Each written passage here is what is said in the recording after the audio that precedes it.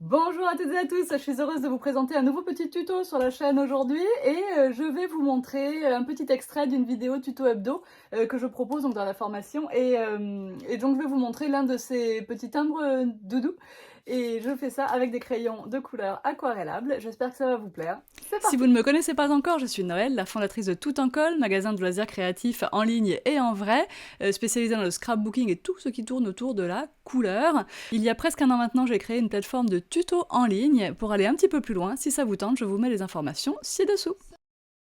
C'est parti pour notre tuto, donc j'ai sorti mes 4 doudous de la nouvelle collection Show and Flower qui s'appelle Globetrotter. On a un aventurier, une aviatrice, un moussaillon et un pirate. J'ai pris un papier aquarelle, j'ai découpé des bandes de façon à pouvoir découper la partie centrale de mon timbre.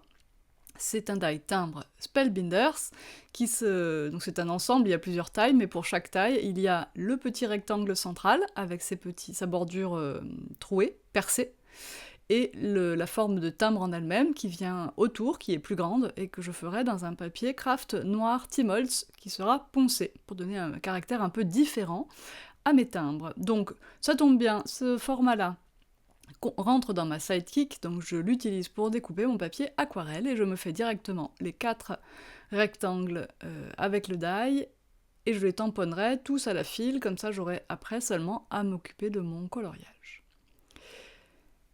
Hop, c'est un papier aquarelle à grain fin, je me mets dans ma Misty quand même pour pouvoir retamponner, donc ma presse de précision. Je fais attention, surtout celui-là qui a un drapeau, à ce que le tampon soit bien fait verticalement. Donc je me fais un repère, le long du drapeau, en fait, je marque le haut du tampon, et en bas je vais marquer le bas. Voilà. Et de cette façon, je serai sûre, en m'alignant sur ma feuille de papier et en m'aidant du quadrillage de ma presse de précision, je serai sûre d'avoir tamponné bien verticalement mon tampon.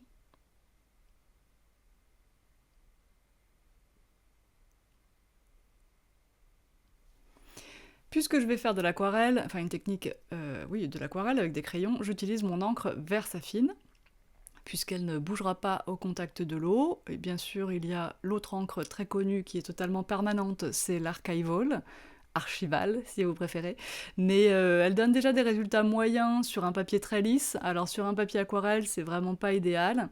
Il faut vraiment mieux la Versafine, qui est plus grasse, qui va mieux pénétrer dans le papier. On aura vraiment un contour bien plus réussi avec Versafine sur un papier aquarelle. Alors j'utilise même pas de nettoyant ici, quand je nettoie mon tampon tout de suite, l'encre Versafine sèche pas très vite, hein, donc j'ai le temps de la nettoyer et j'ai pas forcément besoin de mettre du nettoyant à chaque fois. Donc c'est bien, parce que le nettoyant, après tout, c'est quand même pas comme de l'eau, donc pour le tampon c'est sûrement pas plus mal qu'il n'en ait pas à chaque fois, et puis ça vous permet d'économiser un peu de nettoyant aussi. Alors oui, le tampon ne reste pas tout blanc, mais à quoi ça sert que le tampon reste tout blanc? De toute façon. Allez, je continue mes petits tamponnages. Donc même si ma presse Misty est hyper précise et que je me cale vraiment bien dans le coin, je rajoute le petit aimant, puisque de toute façon je l'ai. Si vous avez l'autre presse que je recommande, c'est la We Are Memory Keepers, qui n'est pas aimantée, bah, vous pouvez vous mettre dans le coin, je vous garantis ça bouge pas, même qu'il n'y ait pas d'aimant, ça n'a aucun inconvénient, aucune incidence. Je vais colorier ces 4 petits tampons avec mes crayons de couleur Supracolor. Les supracolores se déclinent dans 120 couleurs, c'est vraiment beaucoup, beaucoup. Euh, il y a donc la gamme supracolor est une haut de gamme sans être des crayons de luxe. En fait, c'est vraiment le meilleur rapport qualité-prix en crayon aquarellable chez Caran d'Ache. Chez Faber-Castell, leur équivalent sera le Albrecht Dürer, sachant que chez Faber-Castell, il n'y a pas mieux dans la gamme que Albrecht Dürer. Donc c'est vous dire un peu déjà la qualité de ces crayons-là par rapport à des crayons d'entrée de gamme, des crayons sans marque ou de sous-marque, enfin bref. Alors, ce que je leur trouve comme côté très agréable, alors je ne trouve aucun point négatif, hein, je vous le dis tout de suite. Ce que je trouve comme côté très agréable, c'est qu'ils sont tendres. D'ailleurs, leur nom, c'est Supracolor 2 Soft Aquarelle. Et c'est vrai qu'ils sont soft, leur mine est assez tendre et se dépose sans aucun effort sur le papier. Et vous pouvez, en insistant un petit peu, du coup, déposer encore plus de pigments. Le mélange des couleurs se fait vraiment, mais d'une facilité, c'est incroyable. Donc je trouve qu'ils sont très confortables à utiliser. Leur corps est un petit peu plus fin que celui des Albrecht Dürer. En fait, c'est un corps de crayon standard, normal, ce qui le rend agréable dans la main. Quand on colorie longtemps, et ce qui le rend aussi facile à tailler, puisqu'il va rentrer évidemment dans tous les tailles crayons du coup. Donc ça, c'est vraiment une bonne nouvelle. Vous voyez ici, pour faire le bleu du bandeau de mon moussaillon, j'utilise 3 bleus, 4 même, vous voyez, un bleu clair, 2 bleus, bleu vert, du vert, et de façon à obtenir vraiment la couleur dont j'ai envie. Donc ça, c'est pour vous montrer que souvent, je vous dis, quand on fait du crayon aquarellable, ça va super vite, on pose sa couleur, même sur seulement la moitié de la forme, et puis on étire le reste avec de l'eau. On peut aussi faire un coloriage un peu plus poussé avec ses crayons, et ensuite simplement mettre l'eau pour bien dissoudre les pigments, les mélanger entre eux, leur donner toute leur vivacité, et l'effet aquarelle, voilà. Alors, ils laisseront un léger voile opaque, quoi qu'il arrive. Faites attention, notamment avec les couleurs beige, très claires. Elles sont souvent un petit peu plus opaques, donc ça va, opacifier aussi un petit peu le contour de votre tampon. Donc, évitez de recouvrir le trait noir du tampon. Et au pire, si vous l'avez un peu trop recouvert et que ça vous gêne, vous pouvez toujours le repasser avec un Pigma Micron ou un feutre fin qui ne soit pas soluble à l'eau. Allez, je passe au perroquet. Alors pour lui, des couleurs super vives, c'est logique, c'est un perroquet. Donc on a du vert super vif, du jaune, du orange sur le bec. Je vais mettre un peu de rouge, un peu de turquoise. Voilà, un beau perroquet bien vif. Je fais d'abord tout mon coloriage et ensuite je passerai à l'eau. Alors sur des tout petits coloriages comme ça, il sera quand même assez difficile de faire la différence entre un crayon supracolore et un muséum aquarelle par exemple. Hein. Parce qu'on n'a vraiment pas de zone suffisamment grande pour voir la différence d'intensité de pigmentation, etc. etc. Par contre, on verra très bien la différence entre ces crayons-là et des crayons qui seraient d'entrée de gamme ou voire bas de gamme scolaire. Voilà. Les crayons que je connais qui sont moins bons sont par exemple chez Faber-Castell les Hard Grip, qui sont vraiment une entrée de gamme, qui sont beaucoup moins pigmentés que ceux-là.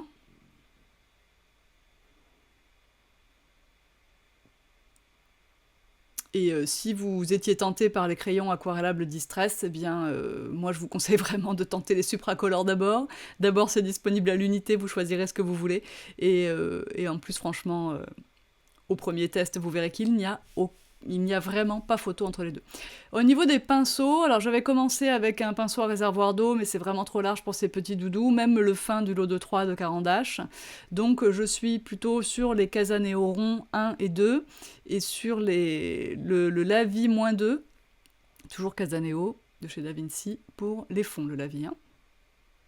Alors à vous de choisir vos couleurs. Bien sûr, quand on commence une gamme de crayons, on fait son nuancier. Ce que je vous conseille, c'est de faire autant de cases qu'il y a de crayons dans la gamme, et pas seulement les cases des crayons que vous avez, parce que comme ça, quand vous allez compléter, vous n'aurez qu'à boucher les trous, ça vous donnera un bon aperçu de là où vous avez des trop grands écarts entre vos couleurs. Et je vous rappelle que pour faire vos nuanciers, il y a des super pochoirs 100% tout en colle, et que comme vous êtes abonné à la formation, vous avez 10% de remise sur tout le 100% tout en colle. Alors bien sûr, on peut prélever le pigment directement sur la mine du crayon, on peut aussi, si on veut, utiliser la palette aquarelle, mais vous le savez peut-être, j'ai très mal au dos en ce moment, elle est un petit peu en hauteur sur une étagère, j'ai pas voulu risquer l'étirement fatal pour aller l'attraper, donc je me sers pour toute cette série directement sur la mine quand j'ai besoin. Alors bien sûr, on fait attention, parce que quand on s'est servi sur la mine, elle est mouillée, donc si on l'applique tout de suite après, et ça m'arrivera dans d'autres coloriages un peu plus tard, forcément, la mine étant mouillée, elle marque beaucoup plus, et il est plus difficile de dissoudre le pigment et d'effacer le trait de crayon. Voilà, alors on va ajouter des petits détails, ajouter du contraste, ajouter des petites ombres pour décoller un peu notre sujet du support, enfin on va travailler quand même. On se contente pas d'un premier coloriage comme ça, basique, et basta, c'est fini, non, non. J'aime bien la couleur du sable, je trouve qu'elle est bien réussie. Elle est tout seule sur son île déserte avec son trésor et son perroquet, c'est cool. Alors pour les gouttes dorées, je vais plutôt utiliser la canule comme ça directement, finalement, maintenant que c'est sec, et déposer mes gouttes or, et ça sera super joli. Je n'aurai aucun relief à la fin, bien sûr, hein, mais j'aurai mes taches d'or, ça sera super beau dans le ciel. Subtil et très très beau. Donc là, je vais ajouter des zones plus foncées, hein, par endroits, je trouve que ça manque de contraste. J'ai pas le courage de me lever pour aller chercher un pot d'eau, donc je fais avec ce que j'ai sous la main. Vous allez vous dire quelle feignante, c'est là, je remets dans le contexte, hein, je suis complètement bloquée du dos. Si vous regardez ça dans 6 mois, vous vous souviendrez plus que c'était cette semaine.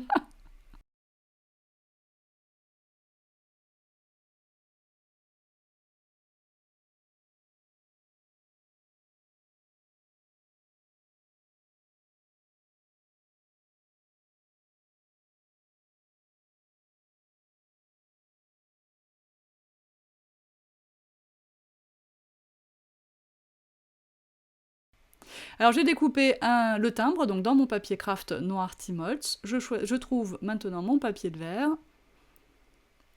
Heureusement c'était rangé dans le tiroir juste à côté, ouf. Et je passe comme ça sur le noir, et bien sûr, aux endroits de la découpe, ça accroche beaucoup plus, donc ça se ponce plus facilement, c'est normal.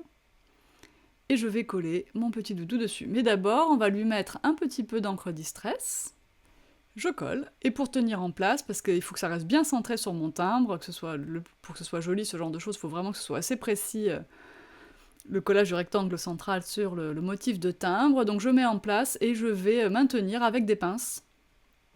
Et voilà, pour cet extrait de notre tuto hebdo de la semaine pour notre chaîne YouTube, on arrête là, mais dans la formation, on a fait les 4 ensemble, on s'est bien attardé sur tous les petits détails qui permettent vraiment de bien peaufiner votre travail, de pas juste s'arrêter à un coloriage vite fait bien fait et basta. Si ça vous tente de nous rejoindre, je vous mets le lien dans la barre d'infos de cette vidéo. Tuto hebdo, c'est 15 € par mois et c'est sans engagement. À bientôt, bye bye!